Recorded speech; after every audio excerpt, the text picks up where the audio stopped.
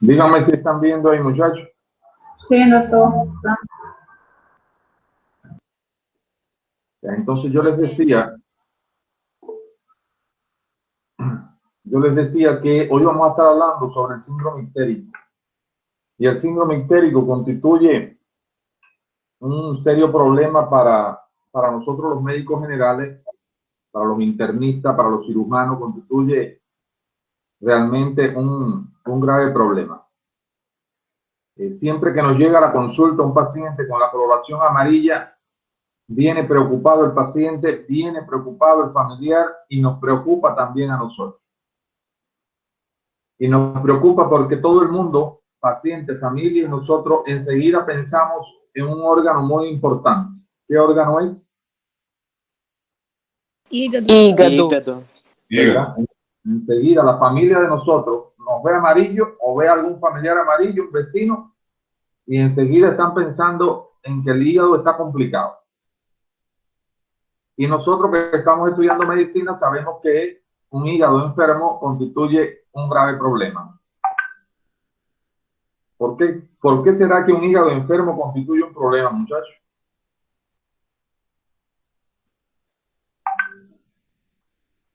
¿Qué funciones importantes tiene el hígado que si está dañado puede complicarnos? Metabolismo. Eliminación también. ¿Verdad? Tiene funciones metabólicas, tiene funciones de desintoxicarnos un tanto, excretoras,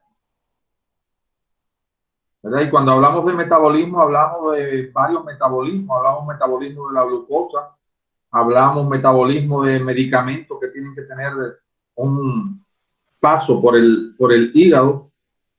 Hablamos de funciones importantes como la síntesis de los factores de la coagulación, con excepción del 8, ¿verdad? Entonces, participando en esa cascada de la coagulación. Función importante como, por ejemplo, en la síntesis de proteínas importantes como de la albúmina, la principal proteína transportadora, que hoy vamos a estar hablando de ella en algún momento. Entonces, y por supuesto en la secreción biliar. Entonces, hablar del hígado y pensar que está enfermo, todo el mundo se atemoriza un tanto. Entonces, la importancia que tiene para ustedes como médico futuro generalista está en saber diagnosticar, enfocarse frente a un paciente con ístero y poder definir: este es mío y este otro tengo que mandárselo al cirujano o tengo que mandárselo al hematólogo, pero este otro me tengo que quedar con él porque es una hepatitis viral y esa la maneja el médico general. Pero este otro es una colecistitis o un impacto del cístico y si no se opera rápido se va a morir. Entonces, ese nivel de discriminación, de diagnóstico diferencial, es el que yo voy a intentar que ustedes logren entender para poder enfocar mejor este tipo de pacientes. Entonces, en eso consiste la primera parte de la clase de hoy. Si tuviéramos que dar un concepto de ístero o de síndrome histérico, diríamos que es el conjunto de signos y síntomas que los trae el paciente, que se manifiesta cuando la bilirrubina está aumentada por encima de 2,5 miligramos de decilitro y que esta bilirrubina se va a acumular en los tejidos laxos, donde hay bastantes fibras elásticas, sobre todo a nivel de los líquidos corporales y a nivel tisular, pero sobre todo en la piel y en la esclerótica. Entonces, en este sentido, diríamos conceptualmente hablando de ístero. Ahora, fíjense que yo le he puesto dos circunstancias especiales al inicio de la clase, y es porque quiero que la tengan en cuenta siempre que vean a un paciente con ístero.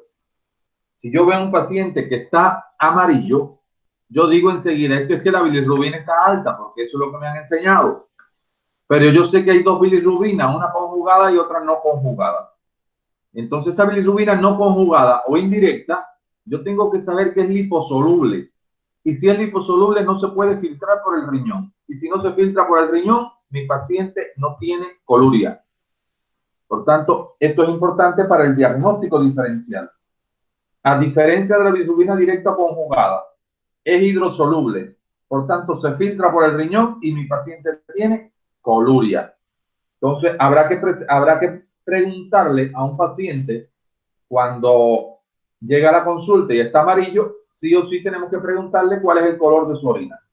Porque tenemos que ver si es una orina normal de color amarillo claro o si es una orina de color amarillo intenso o marrón, que nos indique la posibilidad de una hiperbilirrubinemia.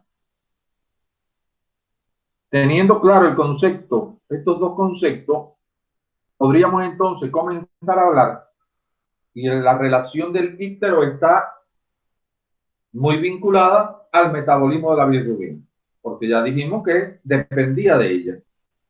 Por tanto, el metabolismo de la bilirrubina siempre nos lo han enseñado en tres momentos. Y seguro cuando estudiaron ahora para el mapa, así lo vieron. Un momento prehepático, una fase hepática y una fase posthepática. ¿Qué les recuerda estos tres nombres, muchachos? Los tipos de ictericia que hay. Bueno, E seria também a icterícia neonatal. Também.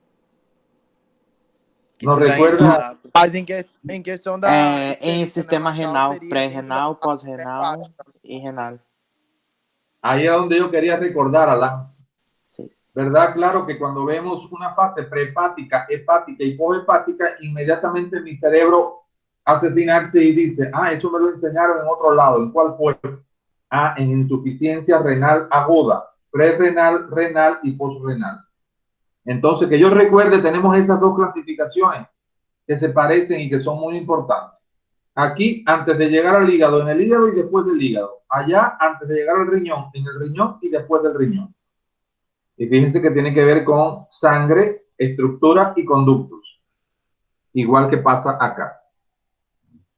Entonces vamos a comenzar hablando de esta primera fase, fase prehepática. Y ustedes conocen que el hematíes dura alrededor de 120 días, de 90 a 120 días. Y en ocasiones ocurre que hay una hemólisis, es decir, que ocurre mucho antes. Y esto, en este proceso, que es un catabolismo que ocurre sobre todo a nivel del vaso, inmediatamente los macrófagos que están a ese nivel hidrolizan a la parte a la globina, que es la parte proteica que habíamos mencionado, y esta hidrólisis de la globina permite utilizarla de nuevo en otro proceso. Y por otra parte, hace que se desprenda de la globina, se desprende el grupo hemo. Igual que en algún momento lo uníamos para formar la hemoglobina, en este proceso del catabolismo de la proteína ocurre el desprendimiento del grupo hemo y con él, una vez que ya está en sangre, actúa sobre él una enzima que se llama hemoxigenasa y esta hemoxigenasa hace que se libere el hierro, sale el hierro, que también va a ser utilizado nuevamente, sale el hierro, la molécula de oxígeno y las moléculas de CO2. Una vez que esto ha salido del grupo hemo, queda un remanente y ese remanente le vamos a llamar biliverdina. Y la biliverdina, por acción de otra enzima, que es la biliverdina reductasa, se convierte en bilirrubina no conjugada. Esta bilirrubina no conjugada va a unirse a esa principal proteína transportadora que tenemos, que es la albúmina, y ella la va a llevar hasta el hígado. Es decir, que este sería ese primer momento, esta primera fase prehepática en el metabolismo de la bilirrubina. Grupo hemo, hemoxigenasa, biliverdina, biliverdina reductasa, bilirrubina no conjugada. Se monta en la albúmina y llega al hepatocito. Ahora, ¿cómo se manifiesta esto? Esto que me están diciendo que está ocurriendo en la sangre, ¿cómo yo lo veo en mi paciente? Entonces ya nosotros cuando hablábamos de las anemias, y estuvimos hablando un poco de las anemias hemolíticas, comentábamos que ellas tenían una tríade y aquí la vamos a utilizar de nuevo. Y veíamos que esa tríade era anemia, íctero y esplenomegalia. Entonces en el íctero prehepático, aquí le vamos a dar valor más al íctero que a la anemia. Y fíjense que es un íctero, la figura lo muestra, este hombre tiene un íctero, pero es un amarillo claro. Tiene un íctero amarillo claro, pálido. Y ese íctero se llama íctero flavínico. Entonces la triada la vamos a conformar con anemia, esplenomegalia e íctero flavínico. En este paciente ya habíamos dicho que esta bilirrubina no conjugada, que es la que se ha formado, era liposoluble. Y como es liposoluble, no puede filtrarse por el riñón. Por tanto, mi paciente no tiene coluria. Entonces, es una pregunta que también le vamos a añadir a la triada. ¿Cómo usted está orinando? ¿De qué color es la orina? Y si él me dice que está muy oscura marrón, descarto esta posibilidad. Porque la orina de este tipo de paciente es una orina amarillo clara. ¿Entendido este íctero? Sim, doutor, pero também tem uma coisa que agregar, que o urobilinórgeno, que é o incremento, urobilinórgeno desse paciente vai estar elevado. ¿Y qué es lo que es el urobilinógeno? É o incremento em urina? En orina. ¿Y cuándo ocurre eso? Quando o paciente tem íctero pré-hepática. Lo vamos a estar viendo ahorita porque, ¿qué sucede? Que se está produciendo mucha bilirrubina no conjugada. Por tanto, al final se tiene que producir mucha bilirrubina conjugada también. Porque si viene mucha no conjugada, va a venir mucha, se va a conjugar otro tanto. Por tanto, al final por el duodeno sí va a salir la bilirrubina, ¿verdad? Y entonces va a existir un aumento del estercobilinógeno y un aumento del urobilinógeno. Entonces van a ser, en este caso, vamos a tener en muchas ocasiones las heces bien coloreadas. Ahora bien, este íctero es importante hacer el diagnóstico diferencial con los otros dos. Una vez que ya yo he conjugado la bilirrubina, la he llevado al hepatocito a través de la albúmina y llega al hepatocito, hay tres procesos importantes: la captación, la conjugación y la excreción. Primero lo capto, una vez que la albúmina me lo deja, el hepatocito lo capta. Y una vez que entra al sinusoide hepático, esta bilirrubina no conjugada se va a unir al ácido glucurónico y sobre ellos va a actuar una enzima que se llama glucuronil transferasa. La acción de esa enzima sobre la bilirrubina y el ácido glucurónico hacen que se forme la bilirrubina conjugada o directa. Y es así como yo tengo la segunda bilirrubina. Es decir, la bilirrubina conjugada se forma a punto de partida de la no conjugada con ácido glucurónico. Y de intermediaria, la enzima glucuronil transferasa. ¿Sí, Pablo? Más despacio, está muy apurado hoy. ¿Estoy apurado? Sí. Vamos para atrás entonces. No tengo apuro. En el sinusoide hepático ha llegado la bilirrubina no conjugada. Y esa bilirrubina no conjugada se une con el ácido glucurónico. Pero en ella interfiere una enzima que es la glucuronil transferasa. La unión de esas dos cosas por acción de la glucuronil transferasa da lugar a la bilirrubina conjugada o directa. ¿Entendió? Sí, entendí. Estoy escribiendo ahora. Pero creo que más que escribir ahora, si ya esto se está grabando y después ustedes tienen la grabación. Después ya hace el resumen. Entonces, he captado la bilirrubina no conjugada, la he conjugado, lo que me corresponde es excretarlo. Pero antes de excretarlo, vamos a ver cómo se manifiesta un paciente en esta fase hepática. Entonces, si yo tuviera que el principal problema ocurre en el hígado y es el llamado íctero hepatocelular, la gran diferencia radica en el aspecto del íctero. El íctero del paciente anterior era un íctero amarillo pálido. Este va a ser un íctero amarillo bien intenso, un amarillo tirando a rojo, y le vamos a llamar íctero rubínico. Entonces, cuando yo tengo un paciente con íctero, yo digo, ¿es intenso o es pálido el íctero? ¿Es bien pálido o está tirando a ser rojo? Y eso, ese aspecto semiológico del íctero me ubica bastante en la posibilidad de si es prehepático o hepático el daño. ¿Para qué otra cosa acompaña este paciente? Este paciente, el resto de la clínica va a estar dependiendo de la causa que esté originando el íctero. Por ejemplo, yo puedo tener dos pacientes, un alcohólico con cirrosis hepática y estar amarillo. Y puedo tener un muchacho de 20 años con una hepatitis viral. Y los dos tienen un íctero rubínico, porque el daño es hepatocelular. Sin embargo, cuando yo le pregunto el resto de los síntomas al paciente, el paciente con cirrosis me va a decir que la barriga la tiene grande. Y yo digo, eso es la citis. Pero el paciente con hepatitis me va a decir que tiene muchas náuseas y vómitos. Y yo digo, eso es por la hepatitis. Es decir, que la clínica va a estar dependiente de la causa. Por tanto, el gran valor lo tiene el aspecto del íctero en esta etapa. Um íctero, Doutor, também é um aspecto que as laeces fecales elas vão estar blanquecidas, né? Também é importante. Ya en este paciente puede tener hipocolia. Es decir, no llega a ser blanca del todo. No llega a ser blanca del todo como el otro paciente. Como el paciente que vamos a ver ahorita. ¿Ya?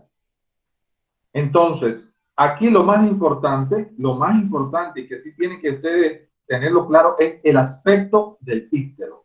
Ese amarillo intenso tirando a rojo me ubica a que es un daño hepático sí o sí. Por supuesto que este paciente la mayor parte de las veces hay hepatomegalia y dependiendo también de la causa, así será la hepatomegalia. No es lo mismo la hepatomegalia de un paciente con hepatitis a la hepatomegalia de un paciente con un hepatocarcinoma. ¿Qué diferencia puede tener uno y el otro? ¿Cómo es la inflamación del hígado en una hepatitis viral?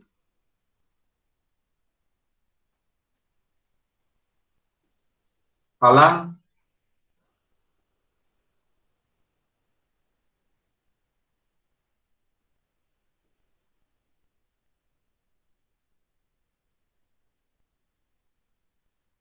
Alan.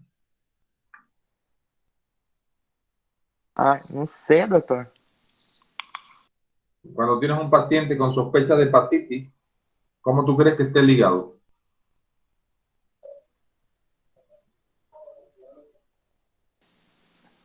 Grande, ¿Cómo inchado. se llama eso? Hepatomegalia. Tiene una hepatomegalia. ¿Y ese hígado, la superficie, cómo será? Dura. ¿Dura? No. La superficie, ¿cómo Fibrosa. será? É fibrosa, doutor. ¿Lisa o irregular? Irregular. No. La Se é por superficie. hepatite lisa e por carcinoma seria irregular, então. Ahora sí. Ahora sí. En una hepatitis es lisa la superficie y en un hepatocarcinoma es irregular. ¿Es un hígado doloroso o no doloroso la hepatitis? É um hígado indolor, doloroso. No, doloroso. Es doloroso si es inflamatorio. Hepatitis, duele. ¿Y el cáncer? No doloroso. No doloroso. No doloroso. El hígado del cáncer es duro, pétreo, como una piedra. El hígado del hepatitis no, es un hígado blando. Entonces, hay ciertas características que a uno, sin hacer complementario, uno se va ubicando en la posible etiología de la enfermedad del paciente. Y íctero constituye un elemento importante donde la clínica juega su papel. Entonces, ya tenemos dos pacientes. Tenemos el paciente con un íctero prehepático, que es un íctero flavínico. Tenemos el paciente con un íctero hepatocelular, que es un íctero rubínico. Y nos quedaría el otro íctero. Sería la tercera fase, íctero obstructivo. Y estamos en la fase posthepática. Entonces, en esta fase tiene que ver con los conductos. Igual que en la posrenal, que tenía que ver con las vías excretoras y los conductos, aquí pasa igual. La fase posthepática tiene que ver con los conductos biliares intra y extrahepáticos. Vamos a recordar esos conductos biliares dentro del hígado. Teníamos los canaliculares, colangiolares, ductulares y sectales, ¿verdad? Esos cuatro conductos en ambos lóbulos se juntan y forman el conducto hepático derecho e izquierdo. Y esos dos conductos hepáticos forman el conducto hepático común. Y a través del cístico llega la secreción biliar a la vesícula. Recuerden que la vesícula es una estructura que su función sobre todo es de almacenamiento. Su función sobre todo es almacenar esa secreción biliar. Ahí se almacena la bilirrubina, se almacenan las sales biliares, se almacena colesterol, se almacena lecitina, se almacena citocromo P450, es decir, que hay una secreción biliar, un jugo biliar que está ahí disponible para cuando haya un estímulo. Por tanto, cuando viene la colecistoquinina, enzima o hormona que estimula a la vesícula para que ella se contraiga. Entonces, cuando se contrae la vesícula, toda la secreción biliar sale por el cístico y viaja al conducto biliar común o colédoco. Baja al colédoco. Y yo sé que esta estructura, este tubito, entra en el páncreas. Ya lo habíamos visto en pancreatitis.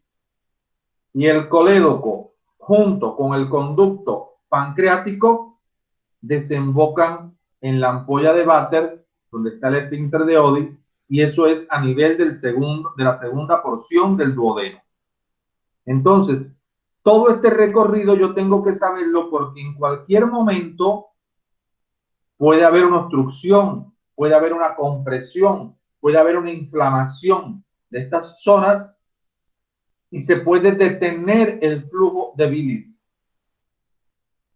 Entonces, si hay un proceso obstructivo, inmediatamente, por supuesto que no puede llegar la bilirrubina a las heces y las heces de este paciente van a estar blancas, ¿verdad? Van a estar blancas.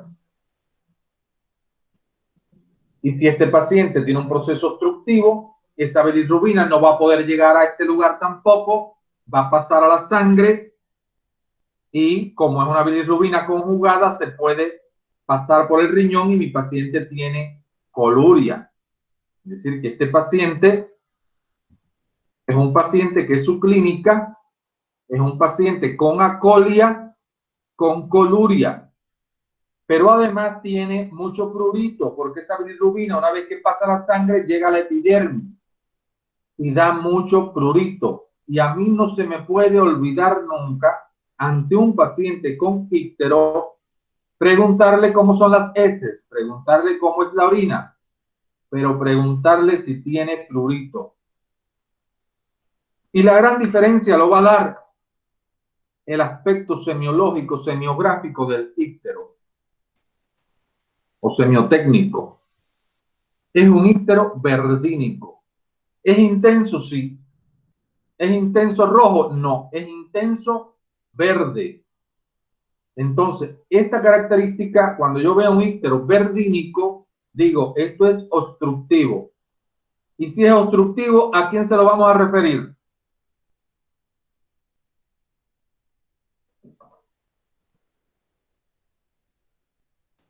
cirurgiano. A la bilis, doutor? ¿A quién, Carolina? La condição Bilis. biliar, não, doutor? Sí. Y, La pregunta es, Carolina, y ese es el español, Carolina. Si yo veo un paciente con ístero verdínico, ¿a quién se lo vamos a referir? Não vai referir ao cirurgiano? Carolina, vamos... Ah, doutor, então não sei, não compreendi, então, a pergunta. y ahora la Creo que- comprendiste. Não, então, não estou sabendo interpretar, então, Te la voy a volver a hacer. Si sim. tú tienes en la consulta un paciente que te llega con una coloración amarillo verdosa, un ístero verdínico, ¿a quién le refieres ese paciente? A quem refiro? Bueno, doutor, creio que vai estar com armazenamento excessivo de bilis esse paciente. ¿Y a Por quién un se lo hombre. refieres? A la vesícula? Ah, não sei, doutor, não sei. Carol, ele está te Refere- perguntando que profissional tu refere esse paciente. Ah, sim, é especialidade, especialista, doutor, é isso? É como se for para quem você vai derivar o paciente. Pra quem você vai. Ah, cirujano general. Claro, claro, Carolina. Hay un aspecto, no sé si es epidemiología, si es políticas y programas, no sé qué asignatura dará eso, pero hay algo que en la carrera se enseña referencia y contrarreferencia. No sé si han oído esas palabras. Não. Sim, doutor. Es decir, la referencia es cuando yo estoy en un hospital de segundo nivel y refiero a mi paciente, como dice Juliana, derivo a mi paciente, pero no se dice en español, no decimos, ahora viene la derivación, no. Es la referencia y la contrarreferencia. Cuando yo derivo hacia el otro hospital de mayor nivel, eso es referencia. Y como mi paciente no había que operarlo, me lo mandaron para atrás. Esa es la contrarreferencia. ¿Entendieron? Sim. ¿Entendiste, Carolina? Sim, doutor. Entonces incorpora una nueva palabra a tu terminología médica, referencia y contrarreferencia. Entonces, este paciente, para mí es el más importante de los ícteros. ¿Y saben por qué es el más importante? Porque es el que se me puede morir de urgencia. Porque si un cálculo se impacta en el cístico, aparece enseguida complicaciones. Comienza a inflamarse el cólido por la vesícula, todos esos conductos biliares. Y eso lleva a peritonitis. Por tanto, se me puede complicar el paciente y necesito yo sacarle el cálculo cuanto antes. ¿Y quién hace eso? El cirujano. Yo no lo puedo hacer. Por tanto, tener bien claro, de acuerdo a las características de la clínica de mi paciente y al aspecto semiográfico del ístero, eso es importante. Recuerden que siempre no van a estar en un lugar donde tienen los complementarios a la mano. Pueden estar haciendo una emergencia, llegarle a un paciente con una colecistitis litiásica bien apretada, bien agudo, y no tener complementarios a la mano, pero usted tiene el recuerdo de que este paciente tiene que venir con el dolor, con la fiebre, con la colia, con la coluria, con el prurito y con el ístero con sus características. Entonces, con eso usted hace la referencia al hospital que corresponda. Entonces, muchachos, Uma pergunta. Um dos sintomas que pode venir também não é vômito? Claro, claro que puede tener vómito. Tanto el ístero hepatocelular como el ístero obstructivo puede dar vómito. Com a bilis, ¿no? Con la saída de la bilis también, ¿o no? El Claro, vómito... puede haber vómitos biliosos, sí, puede haber vómitos biliosos. Yeah. ¿Alguna pregunta, muchachos, hasta acá? No, doutor. Entonces, por último, mencionarle esta tablita, que la vi en el internet y creo que está para recordar, en el íctero prehepático, la bilirrubina directa es normal. La indirecta está muy aumentada. Las heces, como ustedes decían, están hipercólicas, es decir, están bien coloreadas. Hay mucha bilirrubina. Y la orina, como bien decía Caimara, puede tener un amarillo intenso. Ahora, en el íctero hepatocelular, la bilirrubina directa comienza a aumentar. Comienza a aumentar, porque el daño es a nivel hepático y ya se ha conjugado. La indirecta no tanto, porque aquí se está conjugando esa bilirrubina. Las heces, cuando el daño es hepático, ya comienzan a disminuir de color. Comienzan a disminuir de color porque la conjugación se está afectando. Y la orina comienza a hacerse bien intensa. ¿Por qué? Porque hay menos, está más aumentada a nivel de la sangre y menos a nivel de las heces para eliminarse. Y el poshepático, la bilirrubina directa está muy aumentada, la indirecta puede estar normal, y lo que mencionábamos ya aquí, no hay nada en duodeno, por tanto hay acolia, y como todo se está quedando por detrás y no llega nada a duodeno, hay una orina bastante colórica. Fíjense que ya no dice amarillo intenso, ya dice marrón. Entonces, un tanto que para resumir estos elementos del íctero. Preguntas importantes en este tipo de paciente. Aspecto del íctero, cómo orina, cómo defeca. Esas preguntas no se nos pueden olvidar. Lo demás va a estar dependiente generalmente de la causa. ¿Dudas de este tema? No, doutor. ¿Todo está claro? Como el agua o turbia. Como el agua turbia, Stephanie. Sim, Claro como el agua turbia. exatamente.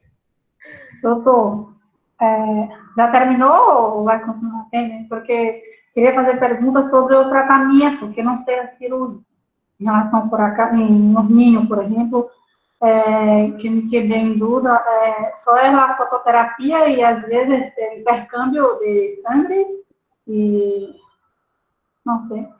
A ver, ¿el tratamiento de qué dependerá? De la cantidad de bilirrubina? Depende Bueno, da causa. Sim, depende da causa, mas estou me referindo aos niños, por ejemplo. ¿Verdad? Depende de la causa. En el niño hay algo diferente. En el niño, cuando ven pediatría, le van a hacer más especificidad a esto. En el niño está el íctero fisiológico del recién nacido. Y hay un íctero neonatal que no es fisiológico. A ver, el íctero fisiológico del recién nacido es aquel íctero que pasan 3 o 4 días y se quita. Lo único que tenemos que hacerle los padres es quitarle la ropita completa al niñito, vendarle los ojitos, ponerle una capita oscura, ponerle algo, taparle a los ojitos y darle el sol de por la mañana. Con eso, el metabolismo de la bilirrubina, la fijación de la vitamina D, no tienen ningún problema. Cuando esto no sucede así, estoy pensando que hay problemas con la bilirrubina no conjugada, sobre todo. Y estoy pensando en que son problemas genéticos, de enfermedades congénitas, sobre todo. O estoy pensando en la isoinmunización RH, en el conflicto RH de la madre, es decir, una madre RH negativo con el padre RH positivo, y ese conflicto genera que pueda haber íctero, y entonces necesita, como tú mencionabas, la exsanguinotransfusión, hacerle el cambio de la sangre. Entonces, pero va a depender siempre de la causa. Es decir, que sería muy atrevido yo vamos a hablar del tratamiento del íctero. Entonces, eso no puede ser. El tratamiento es de las causas que están generando el íctero. No es lo mismo tratar un cirrótico que tratar una hepatitis o tratar una colecistitis. ¿De acuerdo, Roselia? Sí, doctor, gracias. ¿Alguna otra pregunta, muchachos, de íctero? Recuerden, Roselia, también que toda esta parte del metabolismo de la bilirrubina, hay enzimas. Es decir, teníamos la hemoxigenasa, la biliverdin reductasa, la glucuroniltransferasa. Hay enzimas y las enzimas se sintetizan a nivel celular por transcripción y traducción del ADN. ¿Recuerdan eso? Sí. Y eso está ocurriendo en el cromosoma. Por tanto, alteraciones a este nivel, enfermedades congénitas que pueden dar íctero. El Dubin-Johnson, Gilbert, enfermedades raras que uno no las ve, pero que sí existen. Entonces, si no hay nada más de íctero, vamos a ver a la otra parte de la clase que era para comprender el caso clínico de la próxima semana.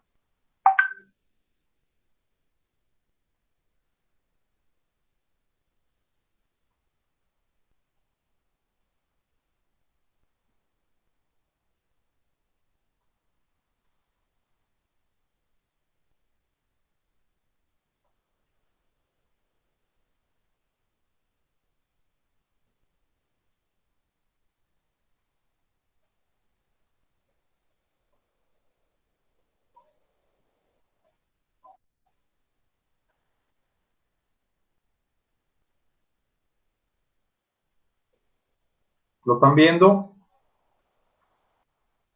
Sí, doctor.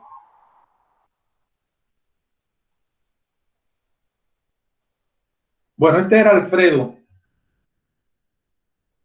Alfredo es un paciente de 57 años dedicado a la ganadería, disculpen, con escolaridad de 4º grado de primaria, fumador de una cajetilla diario, tomador de café 3 tazas al día, ingesta de alcohol cada 8 días hasta llegar a la embriaguez, y además consume AINES de forma crónica por cefalea.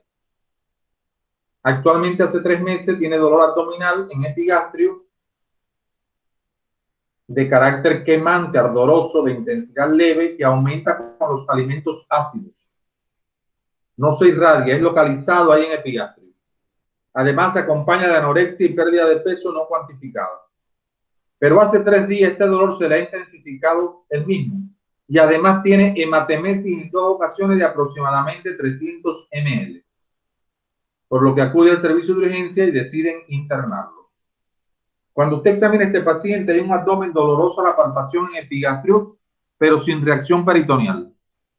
Está pálido, tiene palidez cutáneo mucosa y la presión muy llamativa porque tiene 90/40. Tiene 112 latidos por minuto y una frecuencia respiratoria de 24 respiraciones por minuto. Este es el caso clínico. ¿Dudas que tengan en relación con la terminología que haya? No, doctor. ¿No? Francineudo, ¿qué es lo que es hematemesis? Vômito com sangue. Para. Que provém da parte. Hemoptise. Expectoração sanguinolenta que provém de respiratório. ¿Cuál es la diferencia cuando tú ves las dos?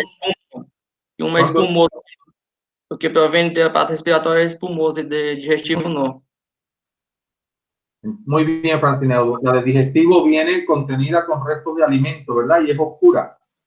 Sí, también. Mientras que la del pulmón es una sangre roja, rutilante, aereada y espumosa. Siempre los profesores nos enseñaban esos 4 adjetivos de la hemoptisis y uno siempre se los aprende. Sangre roja, rutilante, aereada y espumosa. ¿Y está precedida de qué? Casi siempre. Francineudo.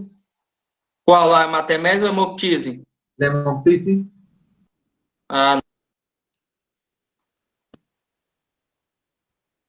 No me acuerdo, profesor.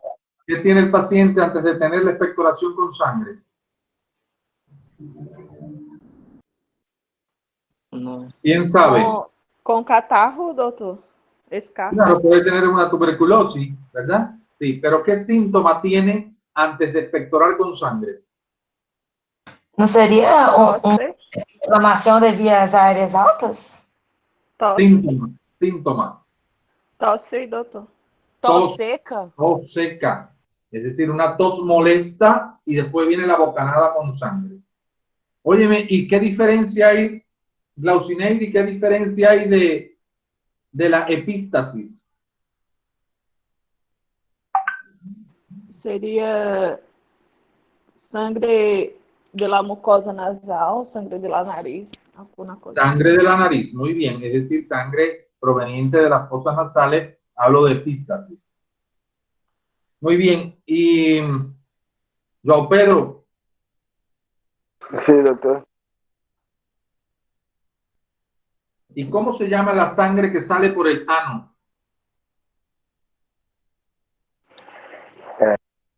Proctorragia. ¿Cómo? Proctorragia. Rectorragia. Sí, rectorragia. Eso es, viene del recto. Y cuando yo no Sí. sé de dónde viene, ¿cómo se llama?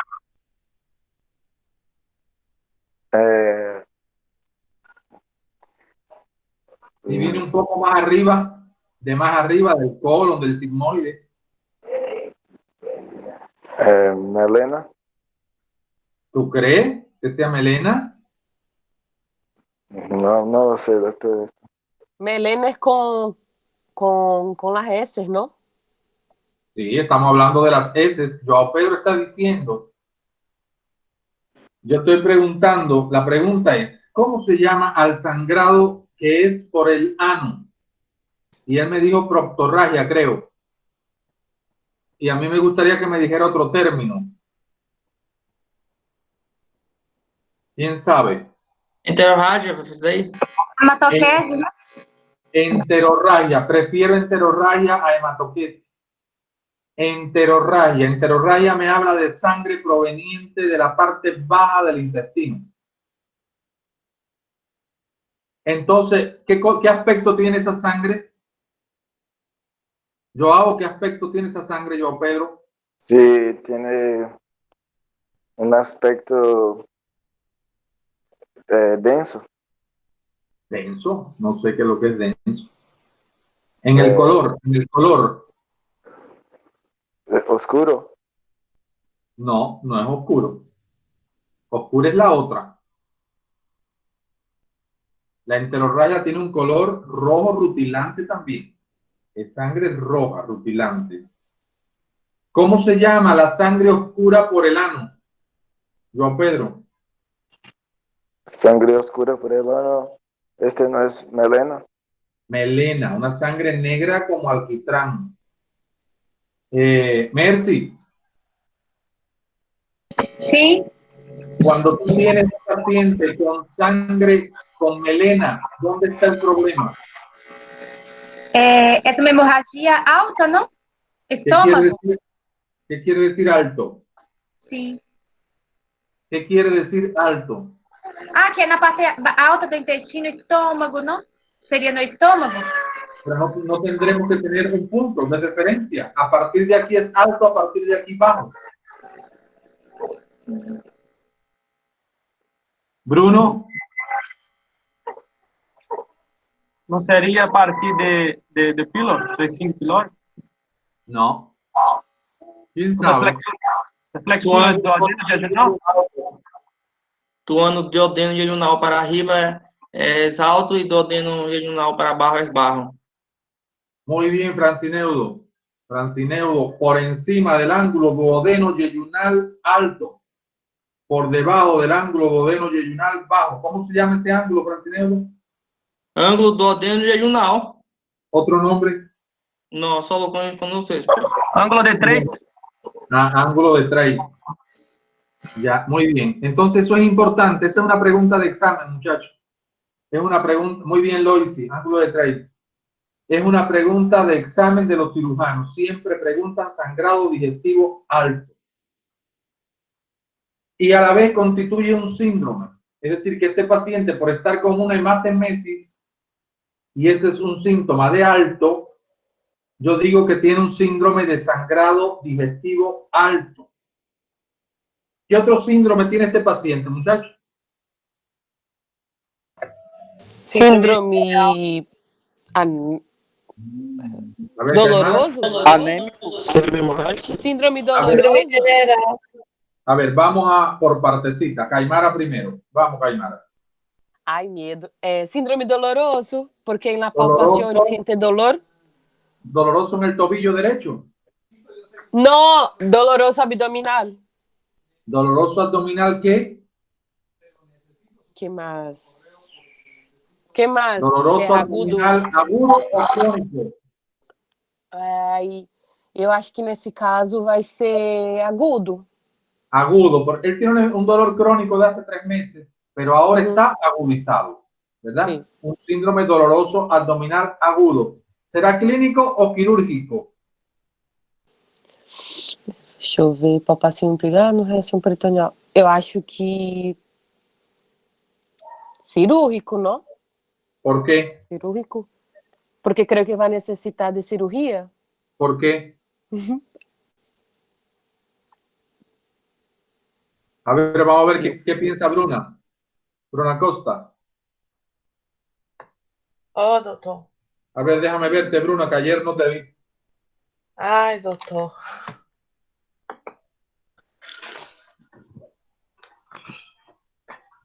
Bruna, ¿qué tú crees? ¿Hay que llevarlo al salón o no? Como? ¿Hay que llevar el paciente al salón de operaciones o no? Creio que não. ¿Por qué?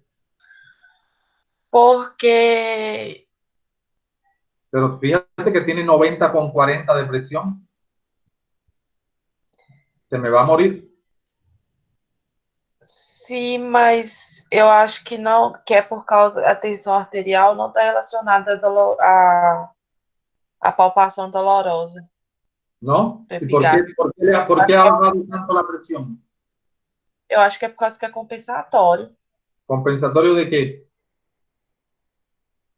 Ai, porque a frequência cardíaca está alta.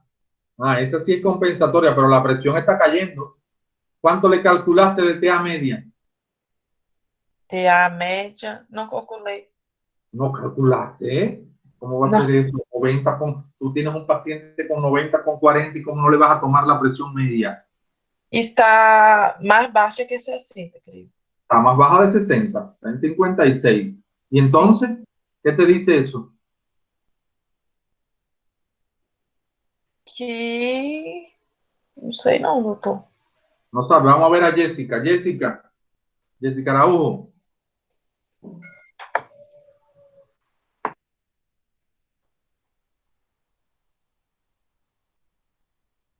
Jessica. Olá, Jessica, doutor. ¿qué tú Mi internet crees? no está muy buena hoy. Sí, ya he visto que te vas y vuelves. ¿Qué tú crees de esa presión tan bajita y una media de 56? ¿Qué, doctor? ¿Qué tú crees de la presión tan bajita que tiene? ¿Habrá que llevar al salón al paciente o no? ¿Habrá que operarlo o no?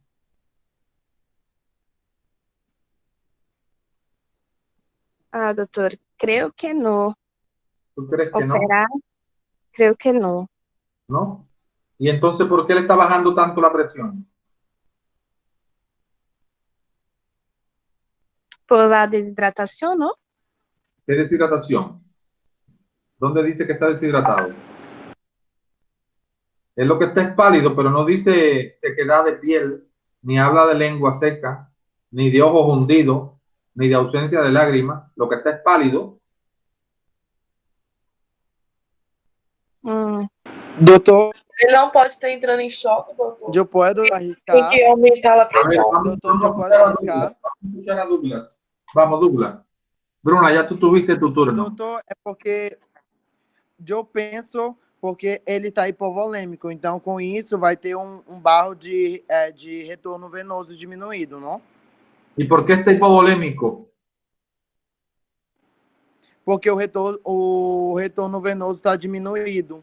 ¿Por qué está hipovolémico? Pela a palidez. Doutor, não teria uma perfuração no estômago? Não poderia ser? ¿Tú crees? ¿Por qué? por causa que, como ele está com hipovolêmia, pode ser por causa de uma perfuração no estômago. Pero la perforación lo que hace es dar un cuadro hipovolémico o dar un cuadro peritoneal. Que estuviera perforado, como estuviera ese abdomen. Ele estava com abdômen agudo, não? Tendría que estar con un abdomen agudo quirúrgico y este abdomen dice que no hay reacción peritoneal. Ah, sim. ¿Verdad? Sim. Felipe, ¿qué tú crees, Felipe? Eu havia comentado aqui que poderia ser hemorragia. ¿Qué cosa hemorragia? Por conta da hipovolêmia.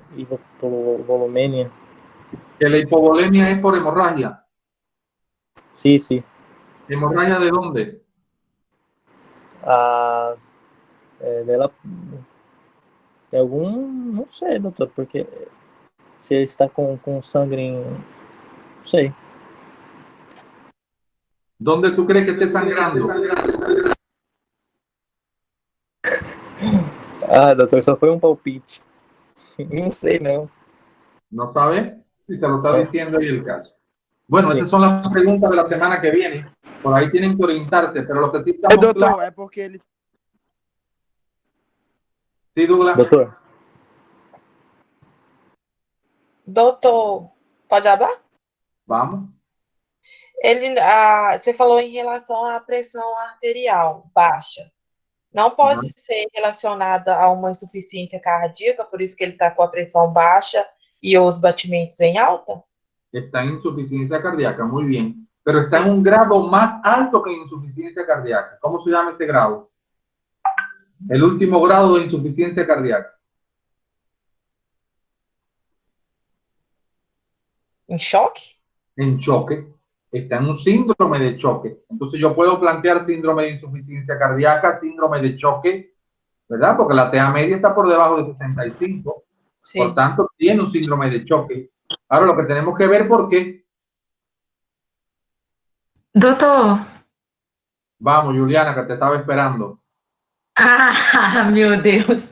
Então, o choque hipovolêmico, ele está em choque hipovolêmico, porque até a média... Hipovolêmico?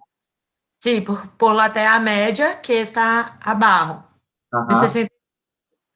E esse choque hipovolêmico, eu creio que seja por la hematemesis, e eu creio que a hematemesis seja por la ingesta crônica de AINES, porque AINES diminui a proteção gástrica. ¿Verdad? Es decir, ¿No es que, eso? claro, no es la AINE nada más, es que es fumador, alcohólico, AINE. Sí, todo. Tiene 4 factores ahí importantes. Entonces, todo eso le ha dañado la mucosa, parece, de algún sitio, que ustedes me tienen que decir la semana que viene. Y eso debe estar sangrando. Doutor, Sí, não apresenta astenia esse paciente? Tiene astenia y anorexia y pérdida de astenia, anorexia. A ver, astenia no. ¿Astenia tiene? No, astenia no. No, no encontré. Tiene anorexia y pérdida de peso, pero tiene 2 de los 3. Tiene un síndrome general, ¿verdad? Sí. ¿Y eso qué me apoya? Si tiene un síndrome general, ¿en qué pienso? Tumor. En cáncer gástrico, en cáncer de alguna zona de esta. No se me puede olvidar ese diagnóstico. Es decir, tengo que pensar que pudiera tener, ese es un diagnóstico diferencial fuerte que tiene mi paciente.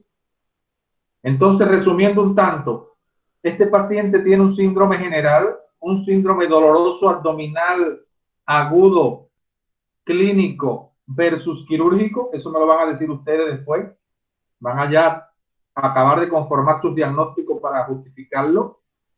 Tiene un síndrome general, el doloroso abdominal, un síndrome de sangrado digestivo alto, tiene un síndrome de insuficiencia cardíaca, un síndrome de shock y pudiera plantear un síndrome anémico porque está pálido. Pero la palidez también puede obedecer a hipoperfusión tisular, a la vasoconstricción, porque está cayendo en shock, ¿verdad? Entonces por ahí están los síndromes fundamentales de este paciente. ¿Alguna pregunta en relación con el caso? Não, doutor. Doutor, eu não entendi muito bem ainda em questão de lá se tem de levar o paciente à cirurgia ou não. Eu não entendi direito la pergunta. Eso te la dejo de interrogante. Si el abdomen agudo, clínico o quirúrgico. ¿Cómo es ese abdomen, síndrome doloroso abdominal, clínico o quirúrgico? Entonces, cuando ustedes acaben de estudiar el caso con su diagnóstico, ustedes van a revisar, déjame ver las complicaciones de este diagnóstico que yo tengo. Y ahí ustedes verán si habrá que llevarlo al cirujano o no. Pero el camino está dado, Bruna, no quiero decírtelo, porque si te lo digo, este es un caso clínico que está en el libro de la asignatura, en el Gutiérrez. Tá bem, vou revisar. ¿Ya? ¿Alguna otra cosa? Doutor, na próxima terça-feira. semana, martes vai ser a discussão de este caso ou como vai ser? No, ya eso lo hablamos, Paulo. Y lo hablamos y yo vi a Douglas que me tiene que pasar. Eu vou dividir. Exacto. Eu vou dividir o grupo em dois. Pero Ya paso a es- relação amanhã. Ya, de acuerdo. Entonces, si no hay otra cosa, muchachos, hemos terminado. Buen fin de semana, cuídense mucho. Gracias, doctor. Tchau, doutor. Tchau, doutor. Boas Doutor. tardes. Até logo. Buenas tardes. Doutor Gomes, Sí, sí, Douglas. uma pergunta. Em questão para me dividir esse grupo, divido como creio que é melhor, como ou por número da lista, como hago isso? Qual? El otro grupo, yo creo que ustedes también subieron, Eric Morato subió, y a medida que ustedes se iban añadiendo al grupo, ahí van. Es decir, son 15 y 15. Pues los primeros 15 que se anoten en este grupo y los primeros 15 del otro. Pero lo pueden hacer perfeito, então. a como ustedes quieran. Perfeito, doutor. Então eu vou ser assim, ok? Graças, doutor. Chao, chao.